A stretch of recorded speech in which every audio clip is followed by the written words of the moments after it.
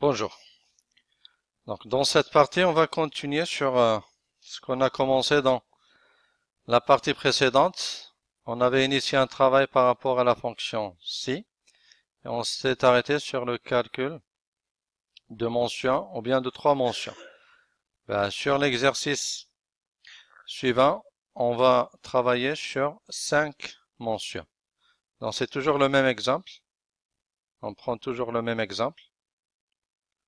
Donc, c'est pratiquement le même exemple que l'exemple précédent. On va ajouter la colonne mention 3. Donc, on sélectionne la plage, 4-3-4-13. On applique toutes les bordures. Donc, 5 mentions. Lorsque la moyenne générale dépasse 14, on va attribuer la mention très bien. Si la moyenne générale est située entre 12 et 14, on va attribuer la mention bien. Si la moyenne générale est supérieure à 10, comprise entre 10 et 12, on va attribuer la moyenne moyen, la mention moyen. Si la moyenne générale est comprise entre 8 et 10, on va attribuer la moyenne, la mention faible. S'il est inférieur à 8, on va attribuer la mention trop faible. Donc, il faut toujours faire attention. Toujours faire attention, comme j'ai dit tout à l'heure, aux parenthèses que vous allez ouvrir, au test, point virgule, ainsi que les guillemets. Donc, comme d'habitude, on fait la fonction si. Donc, c'est égal si. On met le nom de la mention, de la cellule mention, c'est H4. Donc, lorsque H4 est supérieur ou égal à 14, point virgule, on fait la mention très bien. Donc, très bien. Point virgule. Dans le cas contraire, je ne sais pas. Donc là, il faut faire un autre test. Donc, je fais appel à un autre si. Alors, si, de la même façon, j'ouvre la parenthèse H4, je vais garder le même, hein, la même orientation. Donc, supérieur ou égal à 12. Ça veut dire, elle est inférieure à 14. Dans ce cas, la mention, ça va être un bien. Point virgule. Je connais pas. Elle est inférieure à 12. Je vais tester s'il est supérieur à 10. Donc, si H4 supérieur ou égal à 10, je connais dans ce cas le résultat, c'est moyen, moyen. Sinon, je ne sais pas.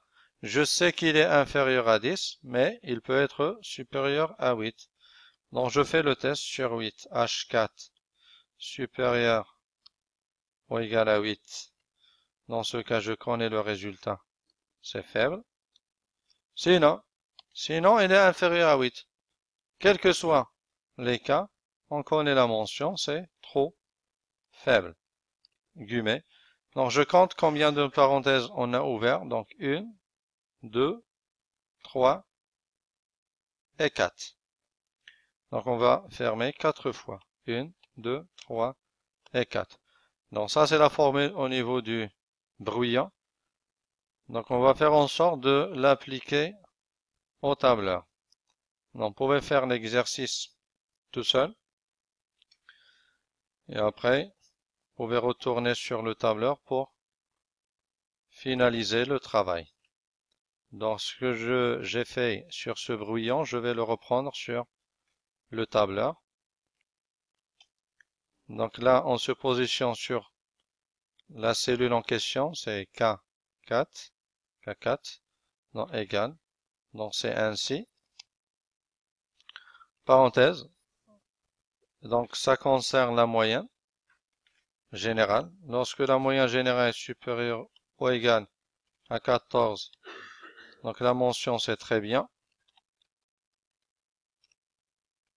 Sinon, je connais pas, donc on va faire un si, un autre si, et je lance le test. H4 supérieur ou égal à 12.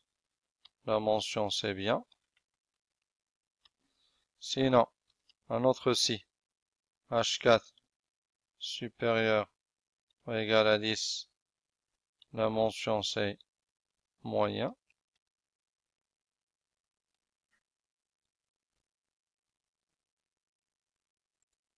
Moyenne.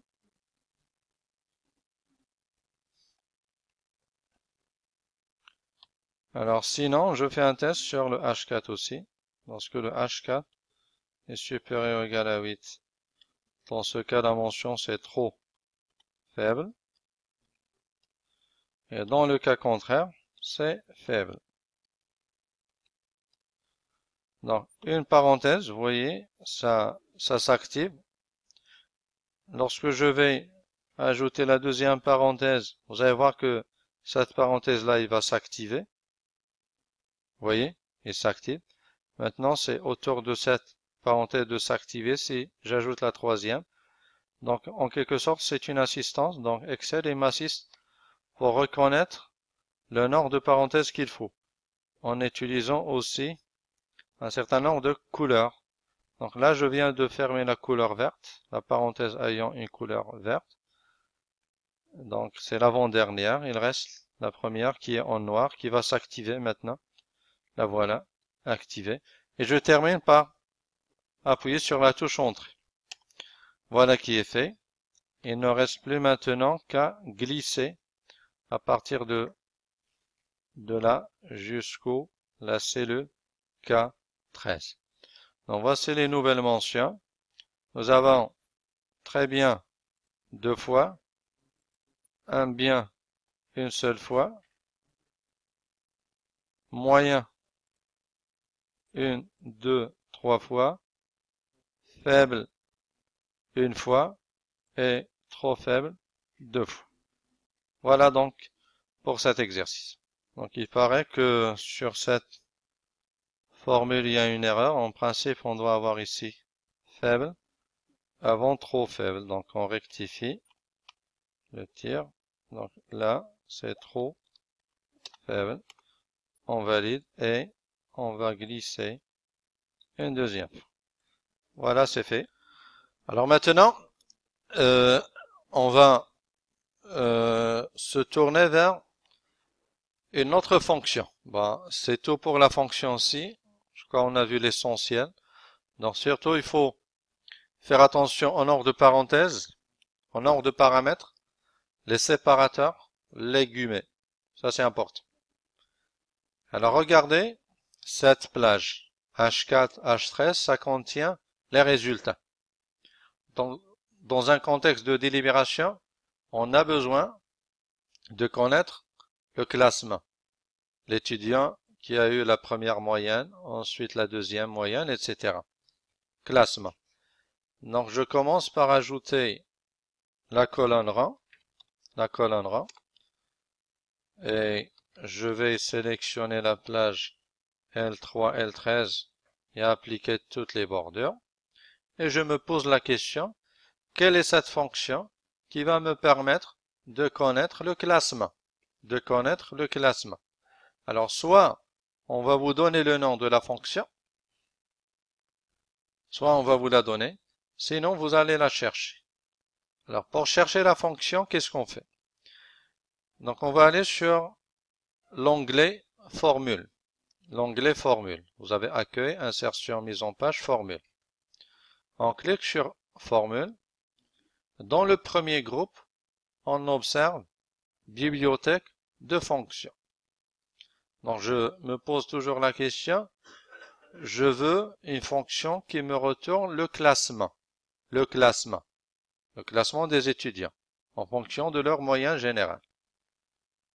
Donc ici, j'ai la fonction somme. Donc je dis qu'il ne s'agit pas d'une somme. Moi, je veux calculer, je veux obtenir le classement. Ce n'est pas une somme. Donc je ne vais pas voir de ce côté. Est-ce que je viens d'utiliser la fonction en question? Non. Est-ce que pour connaître le classement, ça va être une fonction de type financier? Non, c'est pas financier. Ça, c'est uniquement des fonctions à caractère financier. J'ai la rubrique ou bien la classe logique. Je clique. Donc, ça concerne les fonctions logiques. est faux, non, ou si erreur. Donc, c'est pas ça. Est-ce que c'est une fonction texte? Donc, texte, ça concerne les opérations que l'on peut effectuer sur le texte. C'est pas le cas. Non plus, ce n'est ni une date, ni une heure. Il ne s'agit pas d'effectuer une recherche. Non, c'est pas par ici que l'on va chercher. J'ai mathématiques et trigonométrie. Bon, ce n'est ni maths ni trigo. Bah, trigo, vous voyez le cosinus, peut-être tangente, sinus, etc. Non, c'est pas de ce côté qu'il faut chercher. Et donc, il reste la catégorie plus de fonctions. Est-ce que, au niveau des statistiques, on fait référence à une fonction qui nous renvoie le classement? Peut-être oui.